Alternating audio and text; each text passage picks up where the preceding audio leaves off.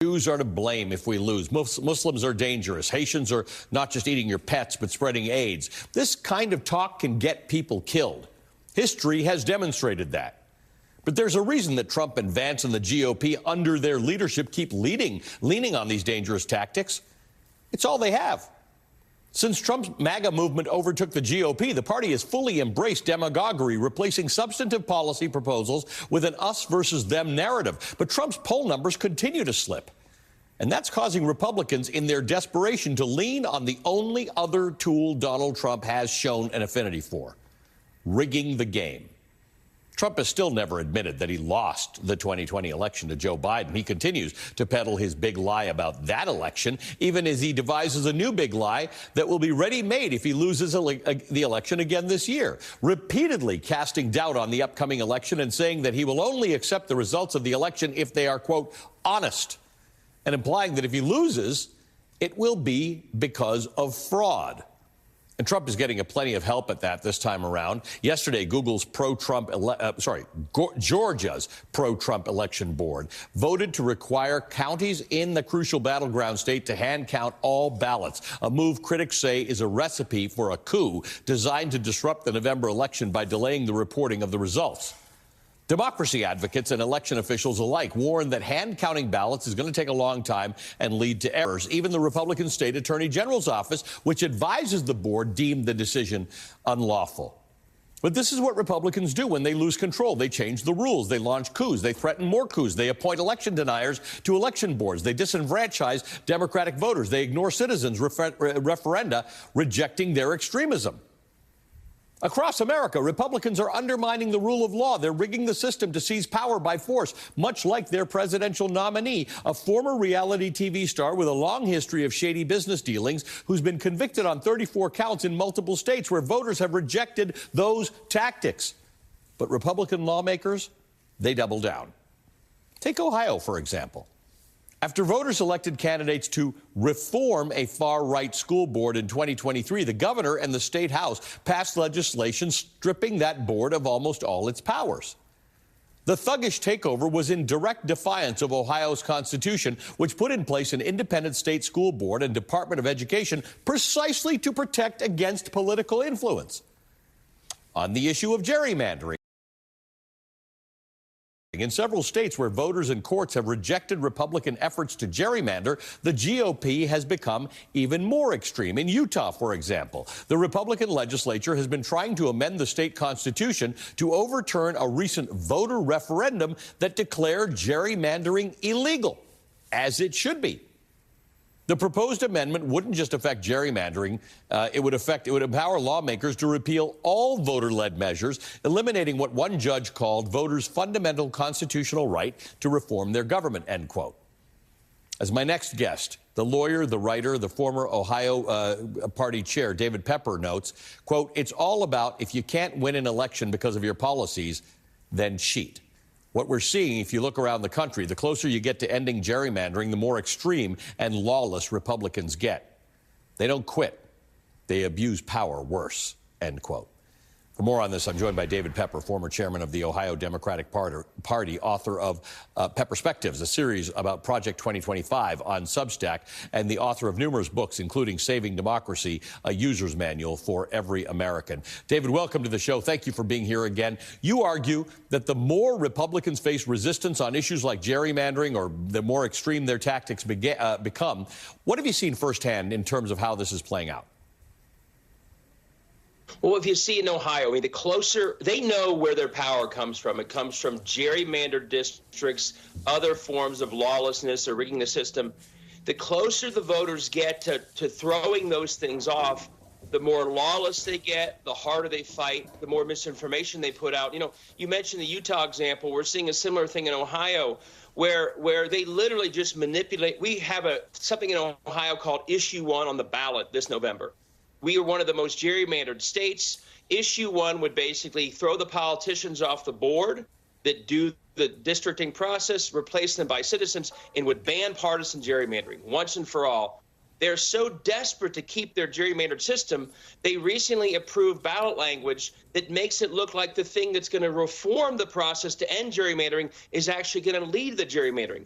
Yes would end gerrymandering. They're on the ballot of Ohio voters, and this was upheld by our very partisan Supreme Court.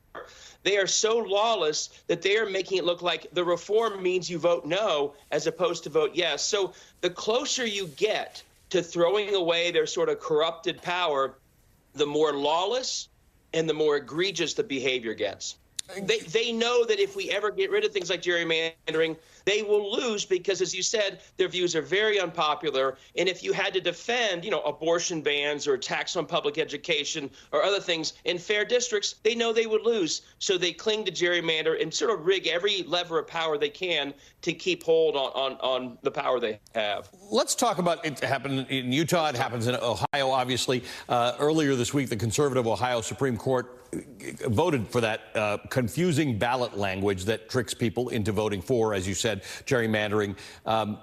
This is an example of what happens when the institutions of your state are taken over by what I don't know what else you can call them other than radicals and fundamentalists. Yeah, I mean, they basically, in Ohio, for example, the ballot board, which designs the language of the ballot, they use that to manipulate the voters. The Supreme Court, we won the Supreme Court a few years ago. They immediately changed the rules to make that court partisan because they didn't want that to be a check and balance on the legislature. Well, that Supreme Court now is partisan, and it upheld the ballot language. In Utah, the minute that Utah Supreme Court said you guys broke the law or you potentially broke the law, they are now trying to do a ballot initiative to overturn that ruling. So the lesson's very clear, and I think it's an important lesson for those who champion democracy. When you think you have a victory, don't assume they're going to quit. They will fight harder. They will break the law more. Again, this is in Ohio. They violated the Ohio Constitution 7 times to lead to maps that right now in Ohio still violate the Ohio Constitution. We have 99 state house members and 15 members of Congress who are sitting in current districts that are illegal. So that's how screwed up our lack of democracies in Ohio. So the closer you get to victory, if you're for democracy, the harder they'll fight back, the more panicked they are. Because in the end, again, the secret is they know that without all this rigging and without all this cheating, the core policies they push for are deeply unpopular and they would lose. They know that so clearly that they're willing to break laws, manipulate language, and abuse power. So much of this, like this ballot board language. And by the way, Utah also, the legislators in Utah, now a court stopped them, but they also put forward ballot language that was completely misleading. It gave, again, the opposite view of what they were doing. So they're abusing power in any lever of government that they're holding, and it's just more and more incumbent on voters to see through it. Lately, they have seen through it, but keep watching closely, voters, because these guys are trying to manipulate their way to wins when they know they would otherwise lose. So this does bring an important point up, because there are a whole bunch of people, there's still people in America, Republican or Democrat or uncommitted, who say, depending on where you live, my vote doesn't matter, doesn't count. It matters in sort of 7 or 8 states, and that's about it if I live in California or New York or whatever. But none of that's true. And in large part because of gerrymandering. North Carolina is a perfectly good example of a plate that routinely elects Democrats to statewide elections, but has a supermajority of Republicans in the legislature. So just the point is, your vote actually always counts, whether it's a referendum, whether it's a popular vote, whether it's for your senator, whether it's for your governor, or whether it's for your member of Congress, because our systems don't apply your vote equally. So you've got to actually vote. Yes, I mean, they're showing us how much our votes count. And here's the other really important point, Ali. Your votes count no matter whether you're a blue state, a swing state, a red state. Their front line in the attack on democracy are state houses, gerrymandered state houses. And that's not only in the 5 or 6 swing states we look at for federal elections. Look at Nebraska right now. They're trying to screw up the Electoral College. That'd be through a state house. North Carolina, they have been suppressing votes and purging votes and gerrymandering. One of the worst parts about this impression that we are left with, which is that the only races that matter are federal swing state races, is we stop seeing that the front line of the right-wing attack on our democracy and our freedom is through state houses like Ohio's. And if we don't pay attention to those races, if we think our votes don't matter because we may not be a swing state for the presidency, we end up allowing them to continue to do all the damage they're doing at the state house level, where almost all the damage to democracy happening in America, that's where it's happening, be it Tennessee or Florida or Missouri. That's where it's happening more than Washington, where for the most part, nothing really happens. In the states is where most of it, look where we got Dobbs out of Mississippi. So your vote not only counts everywhere, but if you care about democracy, your vote up and down the ballot, whether it's the referendum in Ohio or who you elected the state house in Missouri, if you care about democracy, that's the most important vote in many ways you'll cast for the long battle of protecting democracy. Yeah,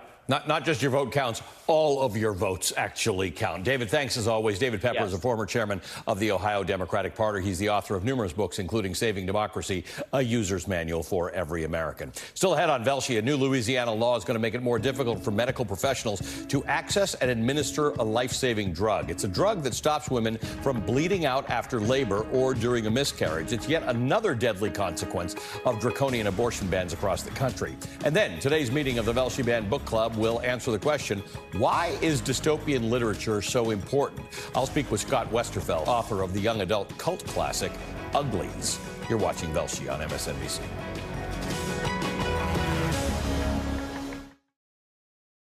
Shake up your shower with a flavor for every feeling. This Dove freshens you up. This Dove winds you down. This Dove leaves you glowing. And this Dove keeps you going. So whatever care you care about, there's a Dove for everybody.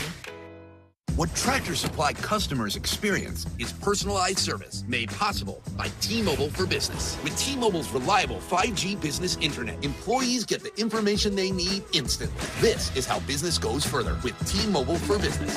Everywhere but the seat. The seat is leather. Alan, we get it. You love your bike. We do too. That's why we're America's #1 motorcycle insurer. But do you have to wedge it into everything? What? I don't do that. This reminds me of my bike. The wolf was about the size of my new motorcycle. Have you seen it, by the way? Happy birthday, Grandma! Really? Look how the brushstrokes follow the line on the gas tank. Hey! Brought my +1. Jamie. Now, a message from the 45th President of the United Ponds of America. Let's make fishing great again, okay? He's here, everyone's favorite fish, Trumpy Trout. No one has ever seen a fish like me. Trumpy Trout is an animatronic talking fish with a big personality. I am the hugely bigliest fish in the pond. Watch his fins flap and his large mouth move as he makes speech after speech in high-fidelity sound. Some bass are bad fish, crazy fish, criminal fish, and druggy fish. But some bass are good fish, and I only love some of them. Mount him to your wall or use the built-in stand to display him proudly on your desk. Now you'll never miss a Trumpy Trout rally. I'm building a new pond, and the bass will pay for it. Set him to motion activated to surprise his fans. My fins are big. I have the biggest fins. No fish have fins like me. Or turn him on and let his inspiring words delight the crowd. All the fish love Trumpy. They just love me. Catch Trumpy Trout for yourself or someone you love. Oh, they can try, but they can't. They just can't. Treat yourself to this limited edition Trumpy Trout for just $59.99. It comes with your official Make Fishing Great Again certificate of authenticity. Order right now and we'll instantly upgrade you to the deluxe version with desktop stand and Trumpy Trout jingle free. He is the greatest.